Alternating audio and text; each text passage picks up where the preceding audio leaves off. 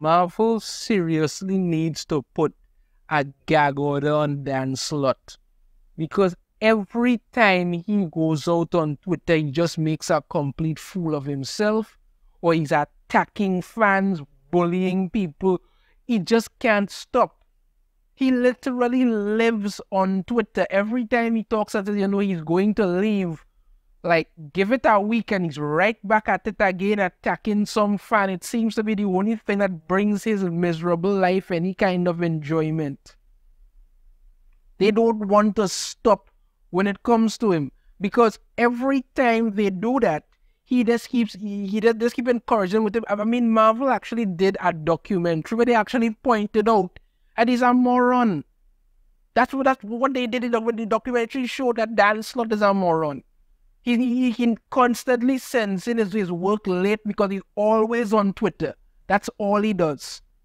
So recently he had some tweets out on Twitter, and he was once again making a fool of himself, talking about, how his take on certain comic book characters, and why, what's happening now isn't destroying them.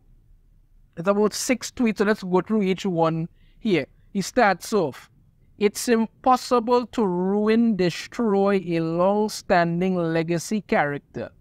If an iconic character's been around for 50 plus years, they're indestructible.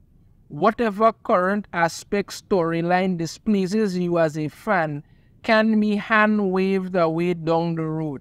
The character you love will be fine."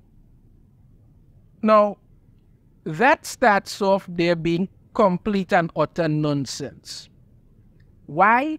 Because it is possible to destroy characters and do long-term damage to them.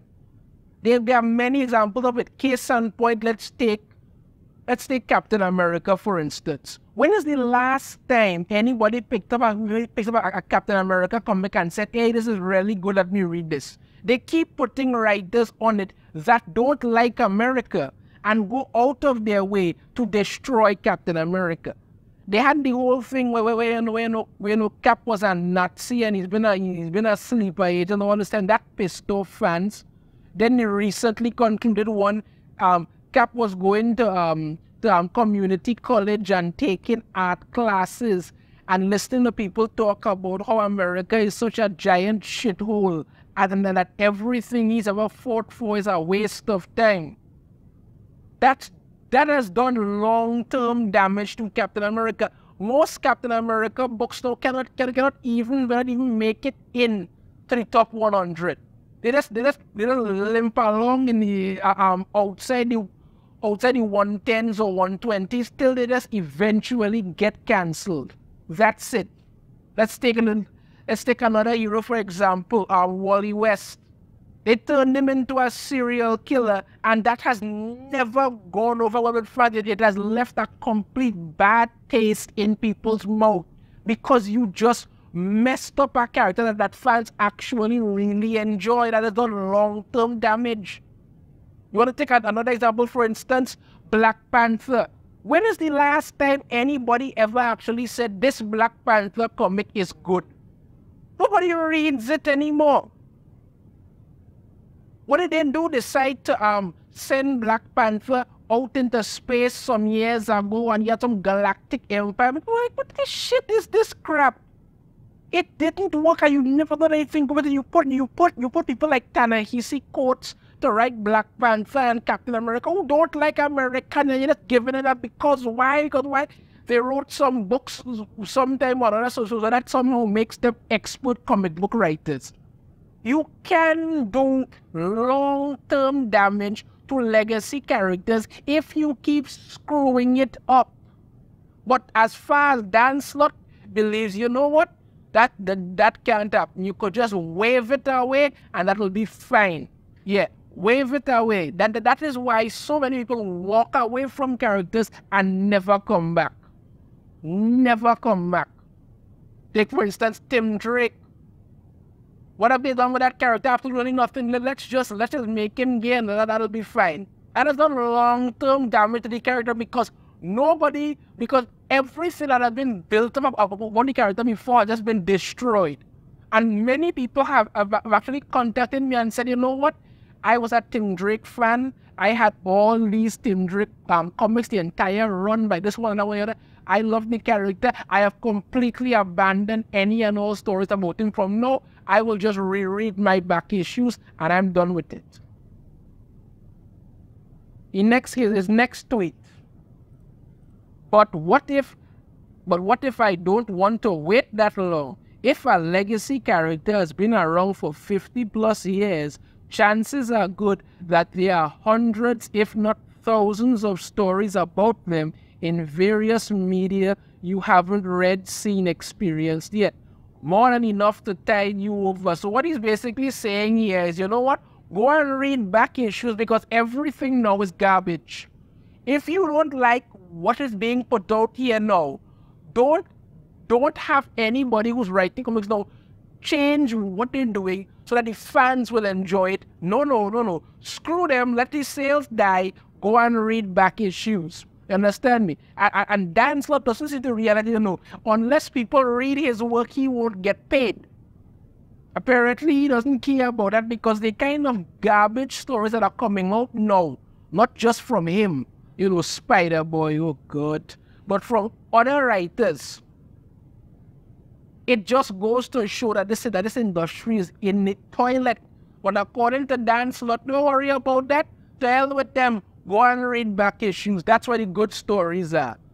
Nothing that is being put out now is any good. Yeah, boy. He continues on. But the current storyline hurts and disrespects the character. I'm defending them.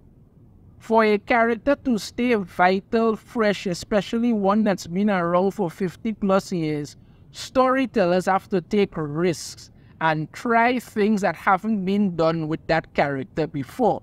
There is a difference between doing things with a character that hasn't been done before and destroying, demoralizing, tearing down said character because for some reason you think that's good.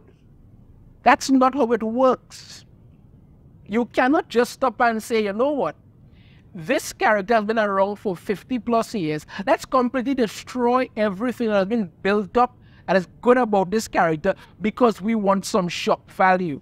You can do things with new things with characters, but when you don't have the creativity because you're creatively bankrupt, you decide to go and sample things from other storylines and just keep doing the same crap over and over.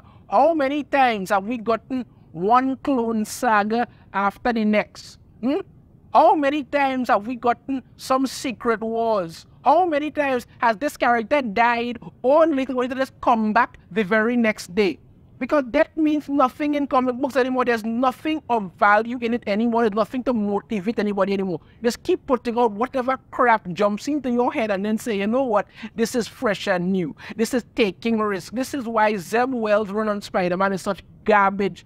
He's not taking risk. He is literally destroying Peter Parker and then, acting like, at the end of it, we could just wave it away and move on. And here's Dan Slott making a fool of himself. Yet he said that, you know what, that's perfectly fine. Take risk, destroy this character. That's good. A moron. Continues on. And whenever that happens, whatever ways those stories deviate from the norm will inevitably upset a number of the hardcore fans. Conversely, they could also excite other parts of the base and catch the attention of new fans. These deviations are necessary time to time. Not everybody is going to like everything that is done in a comic. But fans, for the most part, can understand what's happening if it's moving towards something.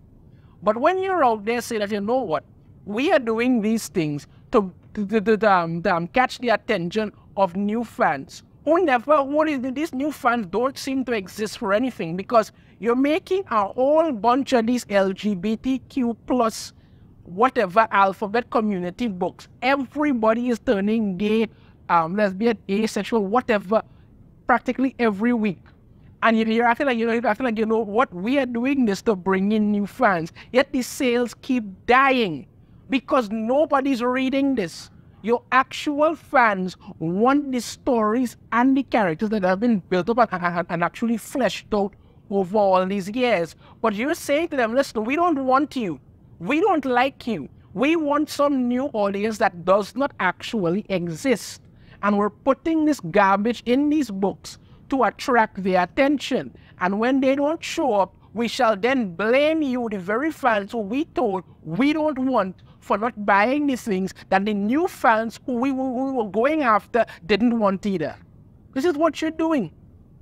You are not doing anything to build up these characters to make exciting stories. All you're doing is just using shock value and the name of these characters to push garbage and act like, everybody out there is too stupid to see exactly what you're doing. No, that doesn't work. That does not work. This is why fans are turning their back on your garbage. He then goes on. Without these wild swings and stories that take big risks, there'd be the danger of the property growing stale and predictable. And again, for a character to have survived so long, there's the knowledge a reboot, reinvention, or hand wave could put all the toys back in the box. Crisis on Infinite Earths, Infinity Saga, Secret Wars. These kind of big events that happen are, grown, drawn out, introduce something new that happens with the characters of nobody has a problem with, new things being put in, and some things may seem to be a little over the top, but they have a reason for why they're there. That's not what you're doing. What you are doing is destroying anything that you like. I mean, talk about how, and again, for a character to have survived so long, there's the knowledge a reboot, a reinvention, or hand wave could put all the toys back in the box. Look at Captain Marvel, for instance. They have rebooted her book over 13 times because the character never gets over with anybody. All they keep trying to do is just add new powers to her. Try to make it seem like, she's the bestest thing ever.